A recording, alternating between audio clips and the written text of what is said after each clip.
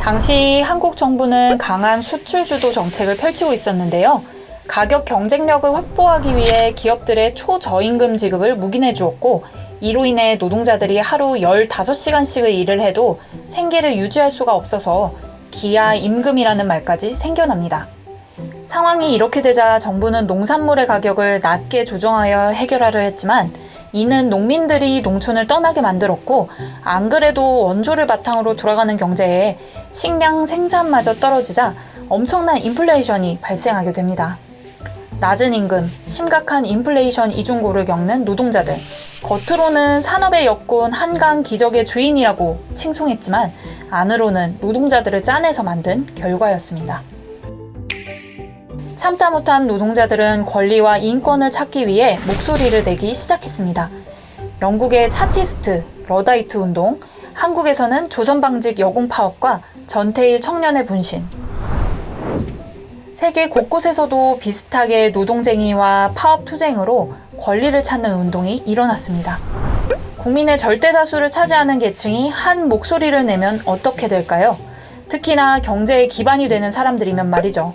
위기를 느낀 정치인들과 경영자들은 협의점을 찾기 위해 나설 수밖에 없었습니다. 이렇듯 노동자들의 투쟁과 파업이 조직화되자 이를 기점으로 각국의 경제산업은 노동조합과 임금에 관한 법률 등 노동자를 위한 법률 제정이 트렌드가 됩니다. 사람들의 소비력을 고려하지 않은 임금 수준, 극단적으로 치우친 부의 양극화가 근본적인 문제였다는 것을 깨달은 거죠.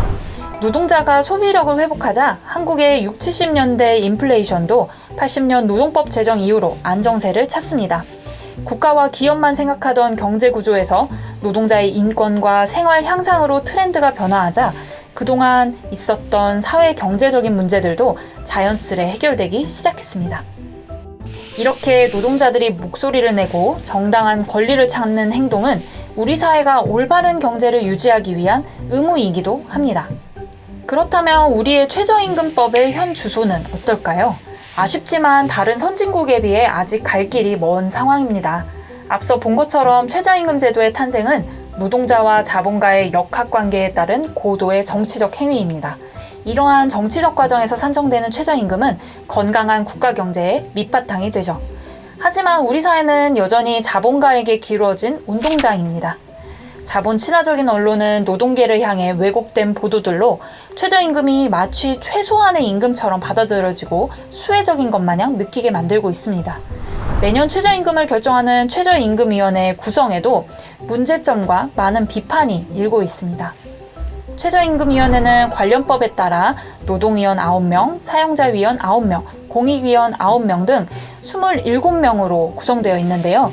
문제는 이 과정에서 정부가 공익위원 9명을 전부 결정하기 때문에 노동자와 사용자 간의 균형보다 정권의 방향에 따라 결정되는 경우가 많고 임금 정책 또한 정권에 따라 변동됩니다.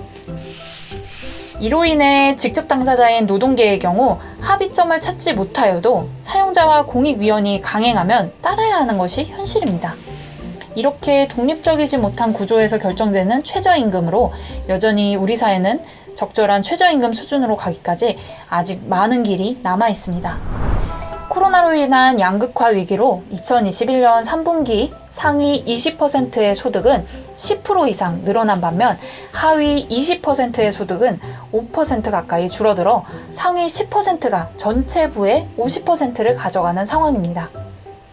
최저임금 심의위원회는 최저임금 결정에 앞서 이 기간 노사 간의 의견을 취합한 결과 노사 모두가 최저임금 인상에 있어 물가 상승률에 따른 생계비를 중요 요인으로 뽑았습니다. 최저임금 150% 이하 해당 사업장의 노사를 대상으로 최저임금위원회가 2021년 11월에 조사한 결과에 따르면 생계비에 직접 영향을 주는 물가 상승률이 최저임금 결정 요인이라는 응답이 상대적으로 높게 나타났습니다.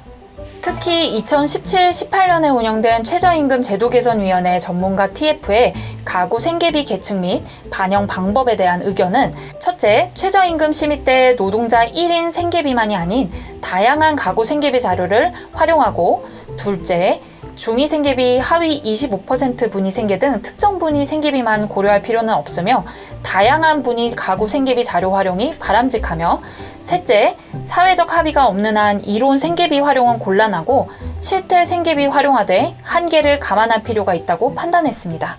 최저임금 제도의 근본 취지, 최저임금 노동자의 가구원수 분포, 국제기구의 권고, 최저임금위원회 제도개선위원회 의견 등을 고려하면 가구 생계비가 최저임금 결정의 핵심 기준이 되어야 합니다. 국제노동기구 또한 코로나19로 인한 양극화 심화를 주시하며 회원국들의 최저임금 인상을 권고하고 이를 통해 3에서 10% 정도의 양극화 격차를 해소할 수 있을 것으로 보고 있습니다.